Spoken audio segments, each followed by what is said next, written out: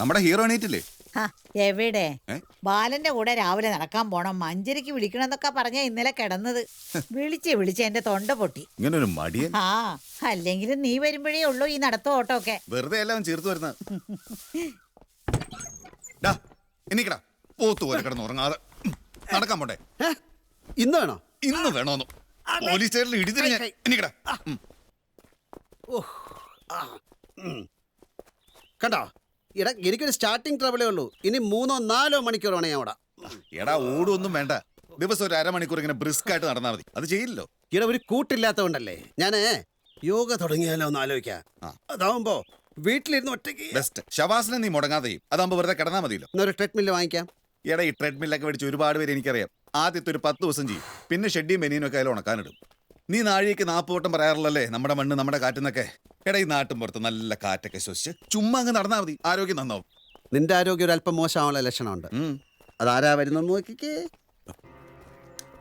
അങ്ങോട്ട് നോക്കണ്ടേട്ടാ.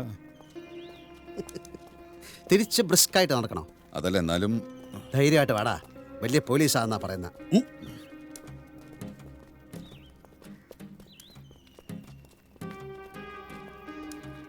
ആഹാ, എല്ലാരും കൂടെ പള്ളിയിൽ പോയിട്ട് വരിക? അല്ല, എല്ലാരും കൂടി ശബരിമലയ്ക്ക് പോയിട്ട് വരിക.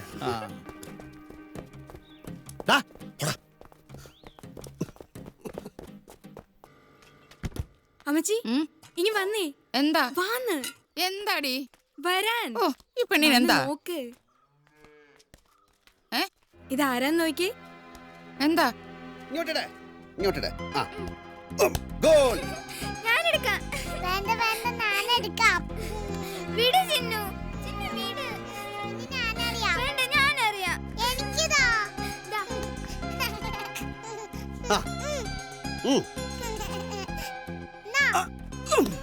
രണ്ടുപേരും വലുതായി അല്ലേ അമ്മച്ചി?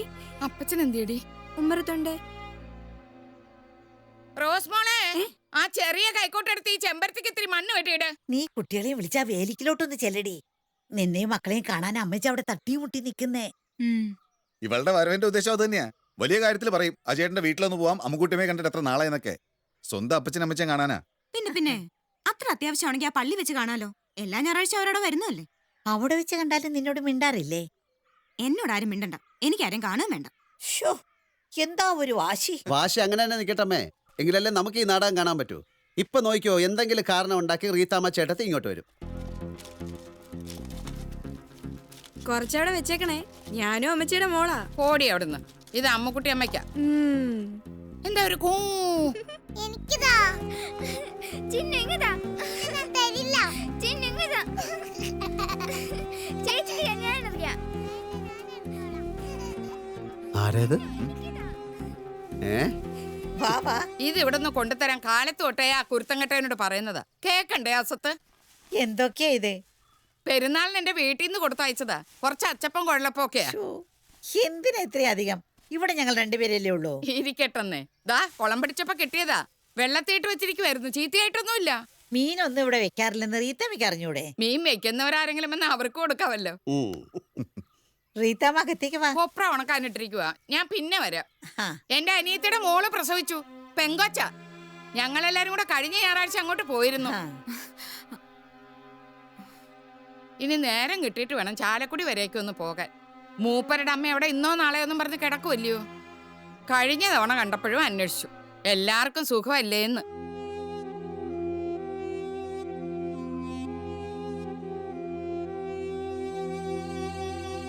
പിന്നെ വരാം.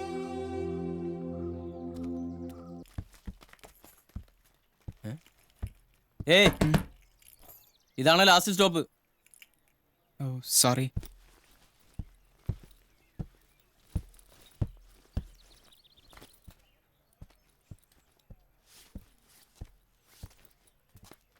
ഇവിടെ ഒന്നും കണ്ടിട്ടില്ലല്ലോ. ഇല്ല. എവിടത്തേക്കാ? ഒരാളെ കാണാനാ. ഈ ഭാഗത്തുള്ള ഒട്ടുമിക്ക ആളുകളെ എനിക്കറിയാം. ആരെ കാണണ്ട്? ഒരു മിസ്റ്റർ അജയൻ മേനൻ.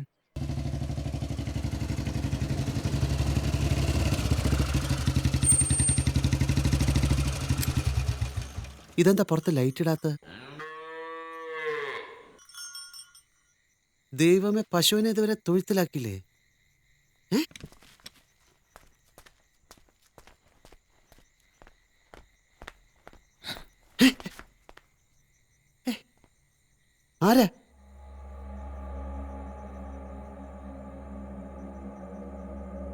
ഏ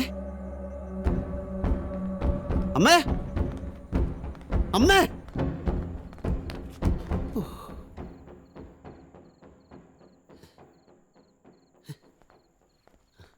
എന്താ അമ്മേ സുഖമില്ലേ? എനിക്ക് സുഖേടൊന്നുമില്ല. പിന്നെന്താ പുറത്ത് ലൈറ്റ് ഇട്ടിട്ടില്ല? പശുവിനെ ഇതുവരെ തൊഴുത്തിലാക്കിയില്ല? ഏതാ പുറത്തൊരു പയ്യൻ?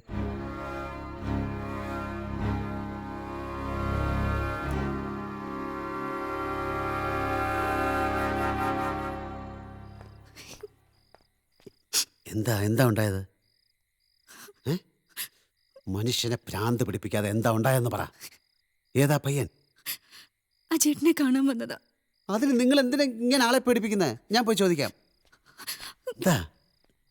അത് ആ ചേട്ടന്റെ മോന. മോനോ? അവനങ്ങനെയാ പറഞ്ഞത്. അത് കൊള്ളാലോ. ഞാൻ അറിയാതെ എവിടുന്നാ എനിക്ക് പെട്ടെന്നൊരു മോൻ? പെട്ടെന്നല്ല, 10-16 കൊല്ലം മുമ്പ് ജനിച്ചതാ തമിഴ്നാട്ടില്.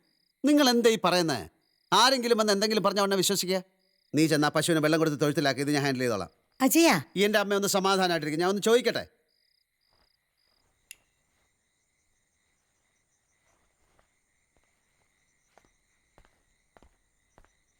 ഇയാൾ എവിടുന്നാ വരുന്നത്? ചെന്നൈന്ന്. എന്താ തൻ്റെ ഉദ്ദേശം? കാശാണോ അതോ? കാശൊന്നുമല്ല, പിന്നെ ഒന്ന് കാണാൻ. അത് വെറുതെ ഒരു പരിചയമില്ലാത്ത ഒരാളുടെ വീട്ടിൽ കയറി വന്ന് മകനാണെന്നൊക്കെ പറയണമെങ്കിൽ അതിന്റെ പിന്നിൽ എന്തെങ്കിലും കാര്യമില്ലാതിരിക്കില്ല. പറ, ആരൊക്കെ അതിന്റെ പിന്നിലെ? ചോദിച്ചു കേട്ടില്ലേ? ആര് പറഞ്ഞിട്ടാ നീ ഇങ്ങോട്ട് വന്നതെന്ന്? ആരും പറഞ്ഞിട്ടല്ല. പിന്നെ നിന്റെ തലയ്ക്ക് എന്തെങ്കിലും തകരാറുണ്ടോ?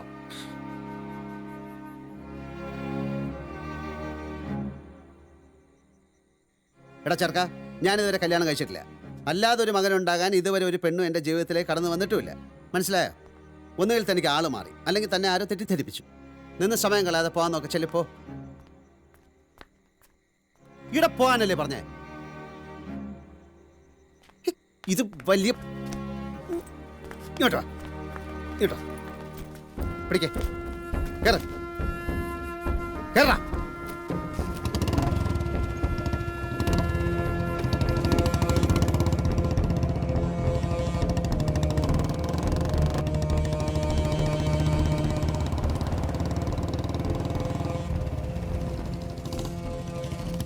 ഇറങ്ങ ഇറങ്ങടാ. ഇവിടെ നിന്നാലേ കോയമ്പത്തൂർക്ക് പോകുന്ന ലോറി കിട്ടും. ആദ്യം വരുന്ന വണ്ടി കയറി പൊക്കണം. ഇനി വഴിക്ക് കണ്ടുപോകരുത്. മനസ്സിലായോ? മകനാണത്ര.